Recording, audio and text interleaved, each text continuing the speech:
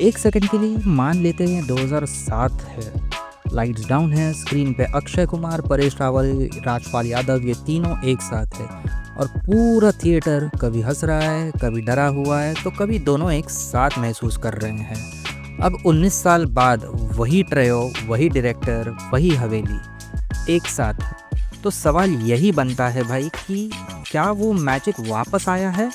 यही देखने के लिए चलिए आज का रिव्यू सुनते हैं भूत बंगला मूवी का। मूवी की स्टोरी शुरू होती है अक्षय कुमार के साथ, जो एक ऐसा कैरेक्टर है जिन्होंने ज़िंदगी में कुछ भी ज़्यादा नहीं किया है। वो लंदन में रहते हैं अपनी बहन मीरा और अपने पिता वासुदेव के साथ, जिनका कैरेक्टर प्ले किया है मिथिला पालकर और जिशु सेन गुप्ता ने। अब होता ये है कि उनके जो दादाजी हैं वो दुनिया छोड़ के जा चुके हैं और उनके लिए रख देते हैं मंगलपुर जैसे एक छोटे से गांव में एक बड़ी हवेली और एक काफ़ी भारी भरकम इनहेरिटेंस। होता यह है कि मीरा की शादी तय हो चुकी है पर काफ़ी सारे बाधाएं आती है। तब अर्जुन ये डिसाइड करता है कि मीरा की शादी का जो वेन्यू है वो बार बार चेंज हो रहा है, इसीलिए जब अपना खुद का पैलेस है तो वहीं शादी कर लेते हैं। अर्जुन खुद पहले ही निकल जाता है शादी की अरेंजमेंट संभालने के लिए और वहाँ एंट्री होती है परेश रावल की, जो एक वेडिंग प्लानर दिखाए गए हैं, और राजपाल यादव जो उनके भांजे का किरदार प्ले करते हैं, जो एक इलेक्ट्रिशियन भी है। तीनों हवेली में पहुंचते ही एब्सोल्यूट केओस मच जाता है हवेली में। ट्रेन में अर्जुन की मुलाकात होती प्रिया से, जो वामिका गब्बी का कैरेक्टर है, जो एक राइटर दिखाई गई है, और एक डेंजरस सिचुएशन में अर्जुन उसकी जान बचा लेता है। बाद में प्रिया अर्जुन की जान बचा लेती है जब अर्जुन को बिजली का करंट लग जाता है और सच में वो कुछ मिनट्स के लिए मर जाता है। पहला half full on laugh right है, अक्षय स्लैप्स मार रहे हैं बार बार लगातार बिना रुके। परेश रावल के पिछवाड़े में पता नहीं कैसे हर बार आग लग जाती है। डबल मीनिंग के डायलॉग्स हैं, स्लैपस्टिक कॉमेडी है और वो क्लासिक प्रियदर्शन वाली एनर्जी है जो कि फुल ऑन पैसा वसूल टाइम देता है हमको। लेकिन इन सब के पीछे एक काफ़ी ईवल कहानी दबी हुई है।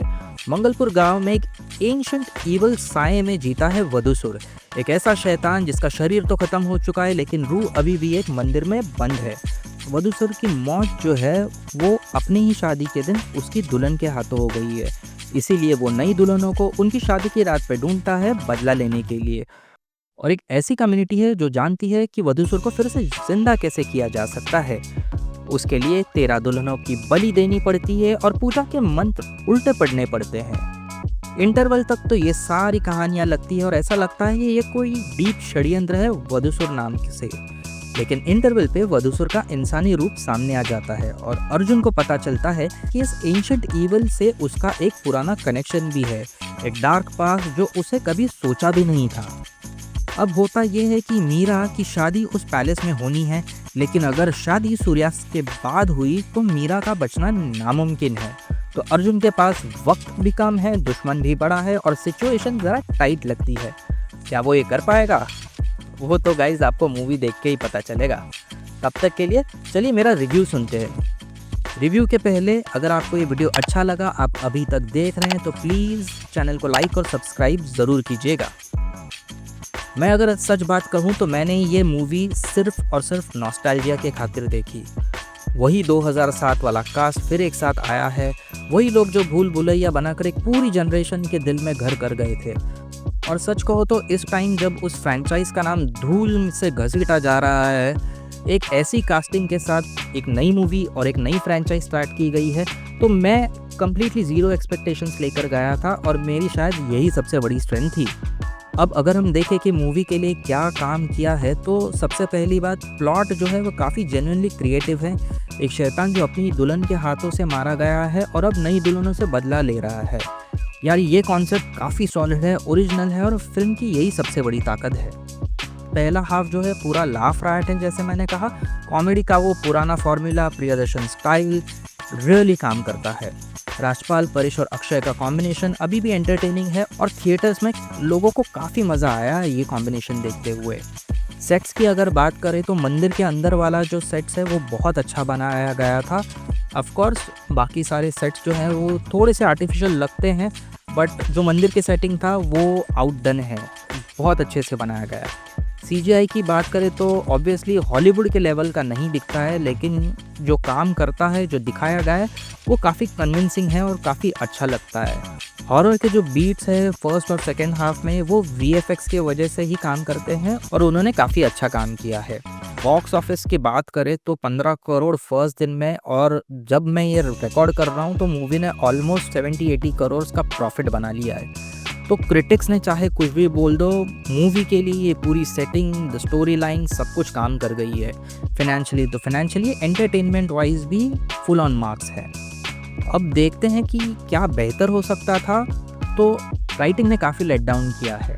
ये मूवी की सेटिंग जो है वो अर्ली 2000s की बताई गई है, बट लोगों की उम्र जो है वो काफ़ी फॉरवर्ड लगती है उस सेटिंग के साथ। अक्षय कुमार मूवी में 50-60 साल के तो ज़रूर लगते हैं। जिशु सेनगुप्ता जिन्होंने अक्षय कुमार के पिता का कैरेक्टर प्ले किया है, वो काफ़ी ज़्यादा यंग लगते हैं अक्षय से, और स्क्रीन पे ये दिखता है। सीधा बोलूँ तो अक्षय के उम्र से अगर कोई करीब दिखता है तो लेट एक्टर असरानी जी लगते हैं।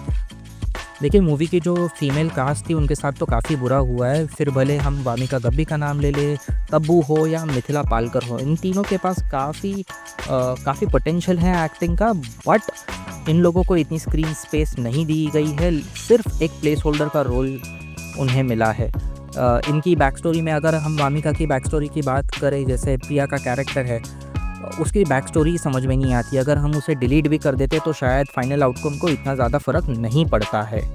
सेम थिंग अगर हम बात करें तब्बू की, तो शायद तब्बू का रोल किसी और को दे देते तो भी इतना इम्पैक्ट नहीं होता, बट तब्बू को रोल दिया गया है और उनको एक साइड एक्टर की तरह जो ट्रीटमेंट मिली है वो ज़रा क्रिमिनल लगती है मेरे हिसाब से। मिथिला पालकर का भी कंट्रीब्यूशन जो है काफ़ी पिवटल रोल है, बट उनको ज़्यादा एक्टिंग और स्क्रीन स्पेस नहीं दी गई है। मेरी ये कंप्लेंट रहेगी भूत बंगला की यूनिट के साथ में कि फ़ीमेल लेड थोड़ा कैरेक्टर और उनका इम्पैक्ट हो जाना चाहिए था, थोड़ा और कंट्रीब्यूशन हो जाना चाहिए था मूवी में। मूवी की रन टाइम अगर हम देखें तो पूरी 3 घंटे की है, पर सच कहूँ तो 30-40 मिनट काट देते तो मूवी और थोड़ी शार्पर होती। एक कुक का जो जितने भी सीन्स थे वो भी काट देते तो थोड़ा सा बेटर होता। कुछ सीन्स तो सिर्फ फिलर्स के नाम पे डाले गए हैं। सेकेंड हाफ में हम देखें तो पूरी मूवी जो है वो अक्षय कुमार शो बन जाती है, जो कि ठीक है क्योंकि अक्षय कुमार काफ़ी हद तक डिलीवर करते हैं एक्टिंग के हिसाब से, पर बाकी सारा जो एंसेम्बल है वो सिर्फ बैकग्राउंड में ही खड़ा दिखा हुआ नज़र आता है। अगर आपको ये मूवी देखनी है तो मेरे ख्याल से सिर्फ असरानी जी के लिए भी देखें तो भी चल जाएगा, क्योंकि ये उनकी आखिरी मूवी है। एक तरीके से उनका बॉलीवुड सॉन्ग है जो रियली डिज़र्व करते हैं, तो अगर आप देखना चाहें तो उनके लिए देख सकते हैं।